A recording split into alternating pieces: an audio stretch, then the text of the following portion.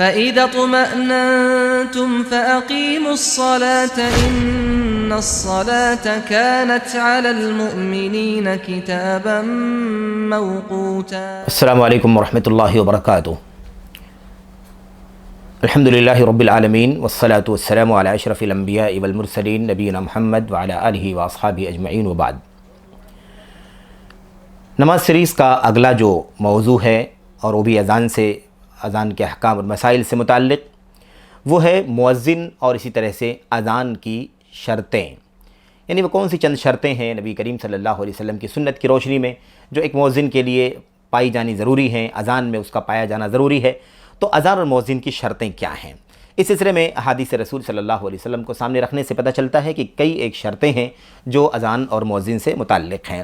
سرسری طور پر یہ شرطیں ہم آپ کے سامنے ذکر کرتے ہیں، اللہ سے دعا بھی کرتے ہیں کہ اللہ عز و جل ان شرطوں کی تکمیل کے ساتھ اذان کی ذمہ داری ادا کرنے کی توفیق عطا فرمائے۔ پہلی بات تو یہ ہے، نمبر ایک، پہلی شرط یہ ہے کہ اذان کے جو الفاظ اور کلمات اور جملے ہم نے اللہ کے نبی علیہ السلام کی حدیث کی روشنی میں پڑھے ہیں، سنے ہیں، وہ الفاظ اسی طریقے سے کہے جائیں گے، مرتب ہونا چاہیے۔ الفاظ اذان کی جملے مرتب ہونی چاہیے، اس کے اندر کسی بھی طرح کی تقدیم تاخیر آگے پیچھے نہیں ہونا چاہیے۔ مثال کے طور پر سب سے پہلے تکبیر کے کلمات ہوں گے، پھر تشہد کے کلمات ہوں گے یعنی شہادتین کے، اور پھر اس کے بعد حی علی الصلاۃ کہا جائے گا، حی علی الفلاح کہا جائے گا، پھر اس کے بعد تکبیر کے دو الفاظ بلند کیے جائیں گے، اور پھر اس کے بعد کلمہ توحید لا الہ الا اللہ پر اذان کا اختتام کیا جائے گا۔ اور یہی مسئلہ اقامت کا بھی ہے، اقامت کے الفاظ بھی بالترتیب کہے جائیں گے۔ اگر کوئی آگے پیچھے کرے، الٹ پھیر کرے، تو ایسی صورت میں یہ اذان چونکہ عبادت ہے اور عبادت میں کسی بھی طرح کی تبدیلی، کمی بیشی، تقدیم تاخیر کی کوئی گنجائش نہیں ہوتی ہے، اس لیے وہ اذان درست نہیں ہوگی، وہ اقامت درست نہیں ہوگی، اس لیے مرتب طور پر یہ الفاظ کہے جائیں گے۔ یہ بات اس لیے کہی جا رہی ہے کیونکہ بسا اوقات ہم بعض لوگوں کو دیکھتے ہیں کہ ان کو اذان کے کلمات یاد نہیں ہے، ان کو بڑھا دیا گیا یا اقامت کے لیے بڑھا دیا گیا اور انہوں نے آگے پیچھے کہہ دیا، یا بسا اوقات بعض بچے بطور تشجیع جن کو اذان اور اقامت کے لیے کہا جاتا ہے وہ بھی آگے پیچھے کرتے ہیں۔ تو جہاں تشجیع مطلوب ہے یا تعلیم مطلوب ہے، وہیں ان تمام چیزوں کی ہدایات اور تصحیح بھی مطلوب ہے۔ غیر مرتب اذان اقامت نہیں ہونی چاہیے۔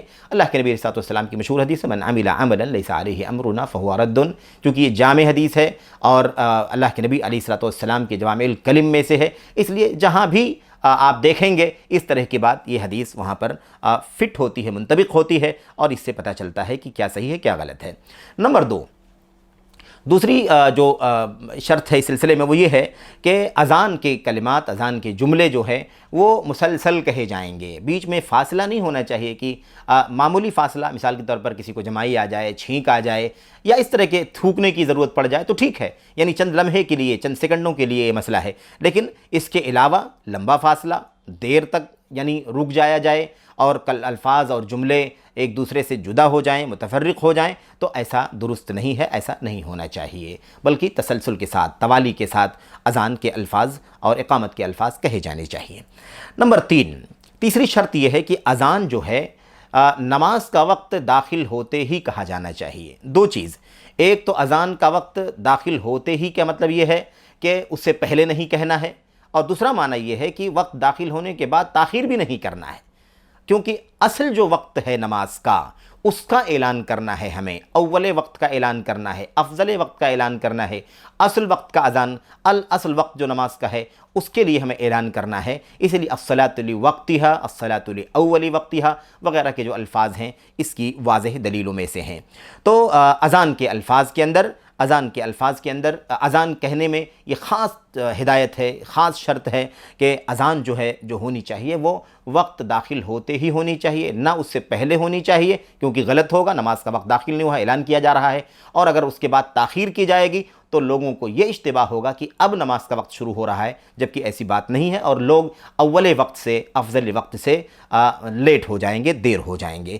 اللہ کے نبی علیہ السلام کی سلسلے میں جو حدیث مشہور ہے اور کئی ایک حدیثیں ہیں ان الفاظ کے ساتھ، اذا حضرت الصلاۃ، جب نماز حاضر ہو جائے، یعنی کیا مطلب؟ جب نماز کا وقت ہو جائے، فَلْيُؤَذِّن لَكُمْ أَحَدُكُمْ، تو ہونا یہ چاہیے کہ تم میں سے کوئی اذان دے، تو یہ چیز ہے، یہ چیز ہے، اس کا خیال ہونا چاہیے۔ رہی بات فجر کی نماز سے پہلے والی جو اذان ہے جس کا تذکرہ اس سے پہلے کیا گیا ہے، وہ فجر کی نماز کے لیے اذان نہیں ہے، نماز فجر کی اذان نہیں ہے، بلکہ وہ سونے والوں کو بیدار کرنے کے لیے اذان ہے، اور قیام اللیل اور تہجد پڑھنے والوں کو آگاہ کرنے کے لیے اذان ہے کہ وقت سمٹ رہا ہے، فجر کا وقت قریب آ رہا ہے، اس لیے تیار ہو جائیں۔ تو یہ اس سے مختلف ہے۔ چوتھی شرط اس سلسلے میں یہ ہے، اور یہ بہت بڑا مسئلہ ہے، یہ شرط بہت ہی بنیادی شرط ہے، اس کو سمجھ لینا ضروری ہے۔ وہ شرط یہ ہے کہ اذان کے الفاظ میں، اقامت کے الفاظ میں لحن اور کھلی کھلی غلطیاں ہوتی ہیں۔ یہ غلطیاں دو طرح کی ہوتی ہیں، ایک بڑی غلطی ہوتی ہے، ایک چھوٹی غلطی ہوتی ہے۔ چھوٹی غلطی کا معنی یہ ہے کہ غلطی تو ہوتی ہے، زبر زیر کا فرق ہوتا ہے، لیکن یا مثال کے طور پر کہیں جہاں نہیں کھینچنا ہے کھینچ دیا جاتا ہے، یا جہاں کھینچنا چاہیے وہاں نہیں کھینچا جاتا ہے۔ اس طریقے کی غلطیاں ہوتی ہیں، لیکن اس سے معنی تبدیل نہیں ہوتا، تو یہ چھوٹی غلطی مانی جاتی ہے۔ اس سے بھی بچنا ضروری ہے، یہ بھی کراہت سے اور مثال کے طور پر فساد سے خالی نہیں ہے، لیکن ایک بڑا لحن ہوتا ہے، بڑی غلطی ہوتی ہے، جس کے اندر جس غلطی کا مطلب یہ ہے کہ الفاظ میں غلطی ہونے کی وجہ سے معنی تبدیل ہو جاتا ہے، اور معنی نہ جانے کیا سے کیا بن جاتا ہے۔ مثال کے طور پر آپ دیکھیے کہ جس سے معنی بدل جائے وہ تو بہت بڑا جرم ہے، بہت بڑا لحن ہے، اور جس سے معنی نہ بدلے وہ بھی بہرحال غلطی ہے، اس سے بھی بچنا ضروری ہے۔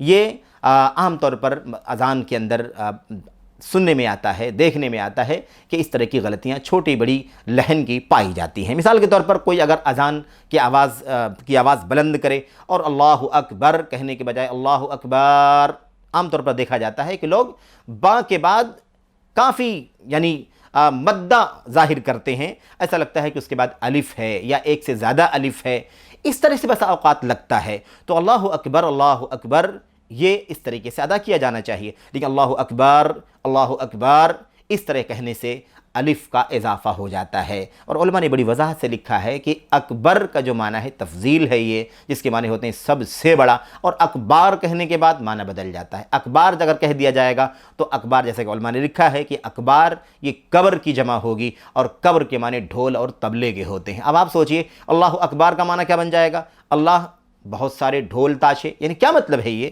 اللہ کے نبی علیہ السلام کی حدیثوں کے اندر اس سلسلے میں تاکید موجود ہے، الفاظ ویسے ہی کہے جائیں گے، دعا کے الفاظ، اذان کے الفاظ، یا ایسے ہی مثال کے طور پر جو معصور کلمات اللہ کے نبی علیہ السلام کی حدیثوں میں آئی ہوئی ہیں اسے ویسے ہی ادا کیا جانا چاہیے۔ کیوں؟ ابھی آپ دیکھیے کہ یہ بڑا لحن ہے، بڑی غلطی ہے، جلی غلطی، اس کی وجہ سے اذان میں اللہ اکبر جو کہنے کا مقصد ہے اس کا معنی بالکلیہ تبدیل ہو جاتا ہے، بلکہ بہت بڑے گناہ کا مرتکب بنا دیتا ہے، اس لیے بہرحال اس سے بچنا ضروری ہے۔ ایسے مثال کے طور پر چھوٹے لحن کی اگر آپ بات کریں تو اللہ اکبرو کے بجائے اگر کسی نے اللہ اکبرہ کہہ دیا تو ٹھیک ہے، غلط ہے وہ، لیکن معنی تبدیل نہیں ہوگا، معنی وہی رہے گا۔ اس طریقے سے اور بھی اس طرح کی غلطیاں ہو سکتی ہیں۔ تو یہ ہے لحن جلی اور خفی، جیسا کہ عام طور پر ہم پڑھتے ہیں، یہاں بھی اس چیز کو سمجھنا ضروری ہے کہ اس کے اندر کسی بھی طرح کی تبدیلی کرنے کی گنجائش نہیں ہے۔ ساتھ ہی ساتھ ایک مسئلہ اور بھی اس سے جڑا ہوا ہے، وہ یہ ہے کہ اذان کے وہی الفاظ کہے جائیں گے جو الفاظ معصور ہیں۔ کسی بھی عقیدے، کسی بھی نظریے، کسی بھی فکر کی بنیاد پر الفاظ اذان کے اندر گھٹائے بڑھائے نہیں جا سکتے ہیں۔ عام طور پر دیکھا جاتا ہے کہ شیعوں کے ہاں، روافظ کے ہاں، بوہریوں کے ہاں بہت سارے الفاظ کے اذان کے اندر الفاظ بڑھا دیے گئے ہیں اپنے اپنے باطل عقیدے کے مطابق، جو ان کا عقیدہ ہے علی رضی اللہ تعالیٰ عنہ کے وصی ہونے وغیرہ کا، کہ اللہ کے نبی نے وصیت فرمائی تھی ان کے لیے کہ وہ خلیفہ بنیں گے وغیرہ۔ مثال کے طور پر بعض شیعوں رافضیوں کے یہاں دیکھا جاتا ہے، اور بعض بوہری جو طبقے کے لوگ ہیں ان کی جو عبادت گاہیں، وہاں دیکھا جاتا ہے کہ وہ اذان کی ان الفاظ کے اندر 6-8 الفاظ 10 الفاظ مزید بڑھاتے ہیں۔ علی وصی اللہ کوئی کہتا ہے، کوئی کہتا ہے محمد و علی خیر البشر و عطرتہما خیر العطر وغیرہ۔ یہ سارے الفاظ حرام ہیں، اذان کے اندر اضافہ ہیں اور مردود ہیں، جیسا کہ اللہ کے نبی نے فرمایا من احدث فی امرنا من عمل عملا لیس علیہ امرنا فہو رد، تو یہ مردود ہے۔ بہرحال تو یہ بھی بہت بڑا لحن ہے، تو جرم ہے کہ انسان نماز کے اذان کے کلمات کے اندر اپنی مرضی کے مطابق کسی کو فاضل مفضول بنا کر کے اس کا تذکرہ کرے۔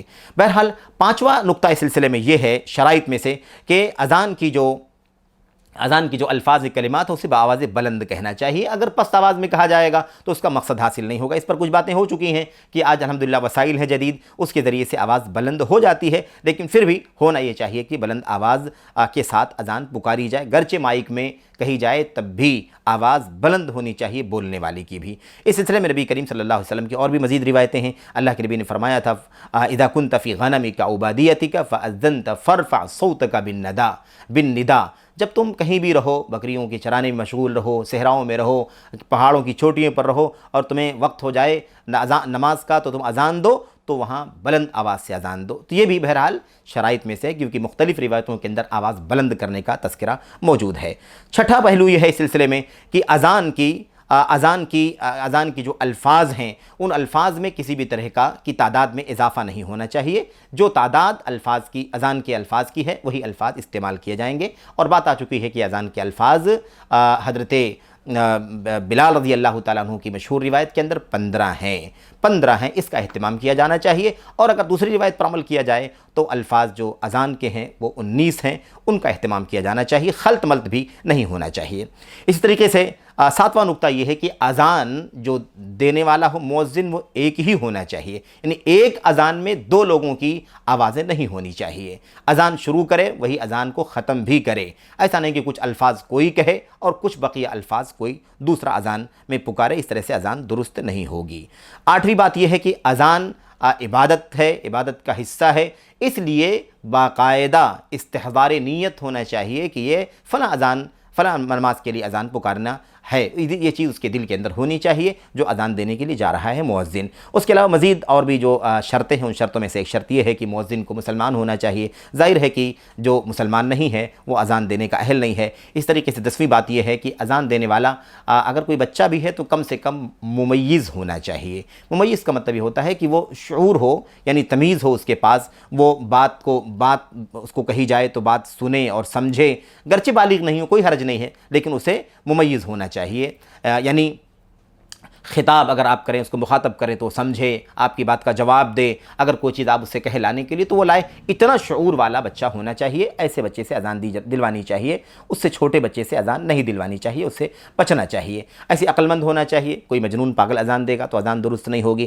ایسی خاص بات یہ ہے کہ اذان کا تعلق مردوں سے ہے، اس لیے اذان مرد دے گا، مذکر کے لیے ہے یہ.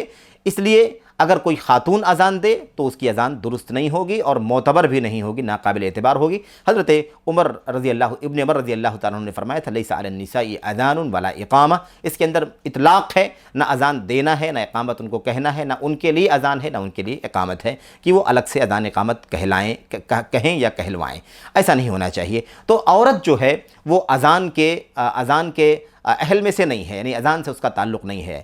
اس لیے کہ خاص طور پر آواز اس کے لیے بلند کرنا درست نہیں ہے، اور اس کے اندر اذان کی آواز کو بلند اذان میں آواز بلند ہونا مشروع ہے. اس طریقے سے ایک خاص بات یہ ہے، اور یہ آخری بات ہے، کہ اذان دینے والا نیک ہونا چاہیے، صالح ہونا چاہیے. یہ خاص بات ہے. دیکھیے عام طور پر اس سلسلے میں کوتاہیاں میں سمجھتا ہوں کہ بسا اوقات بعض مسجدوں میں دیکھنے میں ملتی ہیں کہ اذان دینے والے کو نیک اور صالح ہونا چاہیے. ٹھیک ہے، نیک اور صالح ہونے کا تعلق ظاہر سے جو ہے وہ تو ہے ہی ہے، اصل تو باطن سے ہے. لیکن باطن کا تو ہمیں پتہ نہیں ہو سکتا کہ اندر باطن میں کون نیک ہے کون عادل ہے. لیکن ظاہری شکل و صورت، ظاہری حلیہ اس کا بہرحال نیکوں کا ہونا چاہیے، صالحین کا ہونا چاہیے. فاسق اور بدعمل نہیں ہونا چاہیے، کیونکہ اذان عبادت ہے اور اس میں کوئی شک نہیں ہے کہ اقامت سے افضل ہے. یہ اذان کا درجہ اقامت سے بڑھ کر کے ہے صحیح قول کے مطابق. میرے بھائیو، اللہ کے نبی علیہ السلام نے فرمایا تھا مؤذنین کے بارے میں کہ یہ مؤذنین جو ہیں یہ اہل امانت ہیں، یعنی امانت دار ہیں، انہیں امانت دی جا رہی ہے. امانت ہے یہ اذان دینا، وقت پر اذان کی آواز پکارنا، یہ سب اذان اقامت ہے، یہ امانت ہے. اور اگر کوئی آدمی فاسق ہے، بدعمل ہے، بد کردار ہے، مثال کے طور پر داڑھیاں موڑنے والا ہے، تو آپ سوچیں کہ یہ فسق ہے. فسق ہے. اللہ کے نبی علیہ السلام نے فرمایا تھا امناء الناس علی صلاتہم وعلی سحورہم المؤذنون. لوگوں کی نمازوں اور سحری کے سلسلے میں امانت دار لوگ جو ہیں یہ مؤذنین ہیں. شیخ الاسلام ابن تیمیہ رحمۃ اللہ علیہ کا قول یہاں ہمارے سامنے موجود ہے. وہ کہتے ہیں کہ اذان اگر فاسق دیتا ہے، فاسق یعنی بدعمل، مثال کے طور پر داڑھیاں موڑنے والا، یا مثال کے طور پر سگریٹ پینے والا، تمباکو کھانے والا، یا اور اس طرح کی چیزیں کھائی جا رہی ہیں، اس طرح کا آدمی اگر اذان دیتا ہے، یہ ایسا آدمی فاسق ہے. ایسے آدمی کی اذان کافی ہوگی، معتبر ہوگی یا نہیں معتبر ہوگی، اس سلسلے میں کہتے ہیں کہ دو رائے ہیں علماء کی، لیکن جو مضبوط رائے ہے، ٹھوس رائے ہے، وہ یہی ہے کہ ایسے شخص کی اذان ناقابل اعتبار ہے، ایسے شخص کی اذان غیر معتبر ہے، کیونکہ نبی کریم صلی اللہ علیہ وسلم کی حکم کی مخالفت ہے، اور اس میں کوئی شک نہیں ہے کہ یہ فاسق ہے. ایسے آدمی کی اذان ناکافی ہوگی. ایک مسئلہ یہ بھی ہے آخری کہ کیا ایسے آدمی کو اذان کی ذمہ داری دی جا سکتی ہے؟ سرے سے نہیں. اگر دوسرا آدمی میسر ہو تو مؤذن ایسے شخص کو بنانا ہی نہیں چاہیے. مؤذن ایسے آدمی کو بنانا چاہیے جو ظاہری طور پر نیک ہو، صالح ہو، اس کے اندر فسق اور بدعملی کے مظاہر نہ دکھائی دیتے ہوں. ایسے آدمی کو اذان کی ذمہ داری دی جانی چاہیے. اور اس سے پہلے مسئلہ آ چکا کہ کوئی ایسا آدمی اذان دے تو اس کی اذان معتبر ہوگی یا نہیں معتبر ہوگی. بہرحال اس سلسلے میں اگر کسی شخص کے بارے میں پتہ ہی نہ ہو، ظاہری شکل صورت تو ٹھیک ہے لیکن اندر کا نہیں پتہ ہے، اندر کی ذمہ داری نہیں ہے کہ وہ اندرونی طور پر کتنا نیک ہے، کتنا بد ہے، یہ ہماری ذمہ داری نہیں ہے. لیکن ظاہری طور پر ہمیں چاہیے کہ فاسق اور بدعمل کو جو واضح طور پر کھلی مخالفت نہیں کرتا ہو، اس کو اذان کی ذمہ داری نہ دی جائے. اللہ سے دعا کرتے ہیں. یہ چند شرطیں تھیں جو اہم شرطیں ہیں، بنیادی شرطیں ہیں، ان کا خیال کیا جانا چاہیے، ان کا پاس و لحاظ کیا جانا چاہیے، ان کا اہتمام کرتے ہوئے اذان کہی جانی چاہیے. اللہ سے دعا کرتے ہیں اللہ تعالی ہمیں اور آپ کو ان پر عمل کرنے کی توفیق عطا فرمائے. السلام علیکم ورحمۃ اللہ وبرکاتہ.